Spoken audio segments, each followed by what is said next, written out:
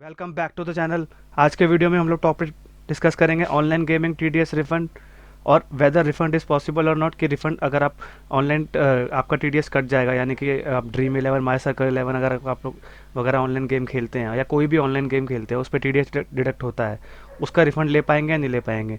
और बजट में क्या आया था 2023 के बजट में, कौन कौन से अपडेट्स आए थे कि भाई ऑनलाइन गेम से रिलेटेड, उसके बारे में पढ़ेंगे और टीडीएस रिफंड प्रोसेस के बारे में पढ़ेंगे। अब हम बात करते हैं कि पहला budget update on online gaming कि भाई 2023 के बजट में ऑनलाइन गेमिंग पे क्या अपडेट आया था। पहले तो पुराने सेक्शन के बारे में पढ़ लेते हैं। पुराना सेक्शन 115 बी भी था कि भाई winning from lottery, crossword puzzles और हॉर्स रेस, ये इन पे क्या था कि 30% का फ्लैट रेट था। अगर 10,000 के ऊपर ऊपर अगर आपका को इनकम होती थी तो उस पर 30% का फ्लैट रेट पे टैक्स करता था।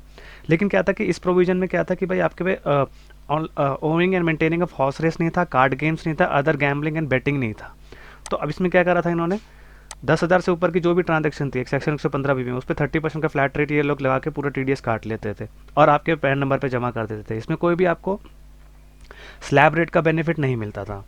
अब इन्होंने क्या करा 2023 के बजट में, इन्होंने क्या करा, विनिंग फ्रॉम ऑनलाइन गेम। अब असेसमेंट ईयर जो 24-25 था इनके, अब इससे अब एप्लीकेबल होगा ये असेसमेंट ईयर 24-25 से। क्या होगा कि भाई ऑनलाइन गेमिंग पे जो भी था सेक्शन 115 बी में जो भी कवर्ड नहीं था ऑनलाइन गेम्स, इन्होंने ला के अपडेट करके 2023 के बजट में इन्होंने क्या करा कि ऑनलाइन गेमिंग का सेक्शन भी ला के इन्होंने उसको कवर्ड कर दिया और इस पर सीधा सीधा फ्लैट रेट का 30% का टैक्स रेट इन्होंने लगा दिया।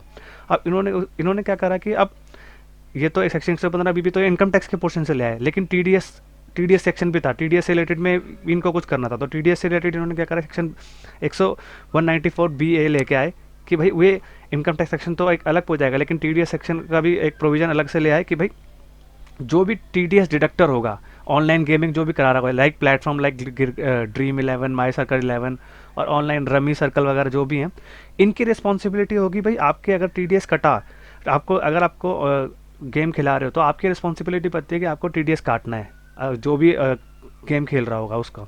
तो जो इन्होंने क्या करा कि अब 10,000 से पहले तो प्रीवियस सेक्शन में 10,000 से ऊपर था, लेकिन अब इन्होंने क्या करा कि 10,000 से नीचे वाले पे भी इन्होंने फ्लैट रेट का 30% का कर दिया कि भाई अब कोई थ्रेशोल्ड लिमिट रही नहीं। इन्होंने पुराने जो भी था 30% का फ्लैट रेट, 1 रुपये भी अगर आपने जीता या 10 रुपये भी जीते या 50 रुपये भी जीते तो उस पर भी ये तो 30% काट के आपके पैन नंबर पर जमा कर देंगे। और ये भी स्लैब रेट के हिसाब से नहीं चलेंगे, अगर आपकी 2.5 लाख से भी इनकम नीचे होगी तब भी इनको फ्लैट रेट पे काटना पड़ेगा। नेक्स्ट हम पढ़ते हैं वेदर रिफंड इज पॉसिबल और नॉट, कि भाई अब आप रिफंड ले पाएंगे नहीं ले पाएंगे। रिफंड तो आप देखिए इसमें क्या है कि आप रिफंड तो ले ही नहीं पाएंगे, क्योंकि आंसर इसका है नो। क्योंकि आपकी अगर ये सेक्शन जो इंट्रोड्यूस किया है इन्होंने सीधा सीधा फ्लैट रेट पे इंट्रोड्यूस किया कि भाई आपको अगर आपकी बेसिक एग्जाम्पशन लिमिट यानी कि 2.5 लाख से नीचे, या आपकी जो भी 5 लाख से लिमिट थी उससे भी अगर आपकी नीचे होगी, न्यू स्लैब में तो आपका 7.5 लाख तक पहुँच गया है।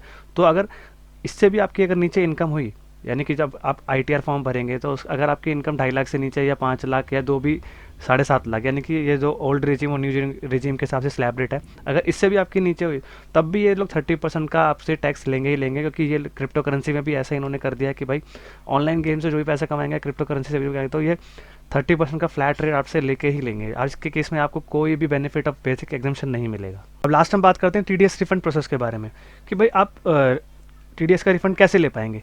आप क्या करते हैं कि बहुत सारे क्या करते हैं कि भाई जो पीपल है यानी कि जो असेसी हैं, या यहाँ पे मैंने पीपल गलत लिख दिया, असेसी आना चाहिए, कि असेसी क्या करते हैं भाई आईटीआर 1 फॉर्म फाइल करके और क्या करते हैं कि विनिंग फ्रॉम अदर सोर्सेज की इनकम में डाल के ये लोग क्या करते हैं अपना नॉर्मल रेट पे टैक्स करा के और इसका रिफंड लेने की कोशिश करते हैं। बट लेकिन ये प्रोसेस बहुत ही गलत है, क्योंकि आपने जो भी ये जो कमाया है, जो आपके ना ऑनलाइन गेमिंग या बेटिंग, यानी कि ये गैम्बलिंग बोलते हैं इसको, यानी कि भाई अगर आपका लगा तो लगा, नहीं तो नहीं लगा। तो ये विनिंग फ्रॉम चांसेस है कि भाई लग गया तो ठीक, नहीं लगा तो कोई बात नहीं। तो इसके केस में क्या होता है कि आपकी जो ये कोई पूरे साल भर की इनकम नहीं है और ये आपकी एक नॉर्मल इनकम है। भाई अब तो क्या करते हैं लोगों ने बिजनेस बना दिया है भाई, अब तो लोगों ने बिजनेस बना दिया है कि भाई ये ऑनलाइन गेमिंग का ही है, ये लोग खेलते रहते हैं पूरे साल भर। पहले ऐसा होता था कि अब ये जैसे आईपीएल में चलता था या कभी वर्ल्ड कप में चलता था, अब क्या कि पूरे साल भर कुछ ना कुछ गेम चलते रहते, तो उसके हिसाब से ये बिजनेस ही बन गया लोगों का।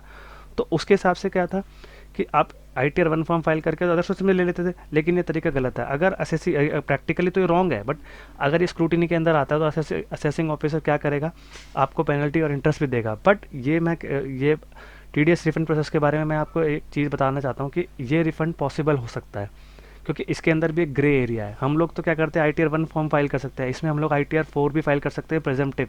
यानी कि अगर बिजनेस के हिसाब से देखेंगे तो मैं यही काम कर रहा हूँ और मैंने बंदे रखे हुए हैं और मैं अपना पैसा भी लगाता हूँ, उसके चार्जेस भी पे करता हूँ और उस पर टैक्स कटता है। लेकिन ये पूरे साल भर मैं अगर सपोज करिए बिजनेस ही करता रहूँ कि भाई मैंने गेमिंग पे पैसा लगा के कमाना ही कमाना है, तो उसके केस में क्या होता है कि भाई आपको ITR 4 भी इसमें फिल करके आप TDS रिफंड ले सकते हैं, क्योंकि प्रैक्टिकली ये पॉसिबल भी हो सकता, पॉसिबल है कि आपके बिजनेस इनकम दिखा के हम लोग ये, लेकिन क्योंकि ये वाला एग्जांपल मैं आपको इसलिए बता रहा हूँ कि ये प्रैक्टिकल हमने रिफंड करवा के दिखाया है, इस वजह से हम लोग ITR 4 का भी इसका आया, या ITR 3 जो भी आपका है प्रेजेंटिव टैक्सेशन का, उसके केस में भी ये लोग आप डाल के 6% डिक्लेयर करके आप लोग इसका रिफंड भी ले सकते हैं अगर आपकी इनकम ज़्यादा कटी हुई है तो।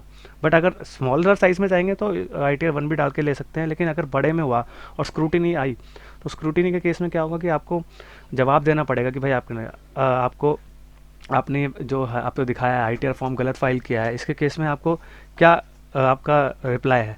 तो अगर बेटर होगा कि ये ग्रे एरिया है, इसमें आप अपने हिसाब से अजम्पशन लेके या किसी टैक्स कंसल्टेंट से पूछ के अगर आप करेंगे, क्योंकि प्रैक्टिकली तो हमने Dream11 में रिफंड 18-18 लाख के भी कराए हैं, जो कि बहुत ही आसानी से प्रोसेस हो गए थे।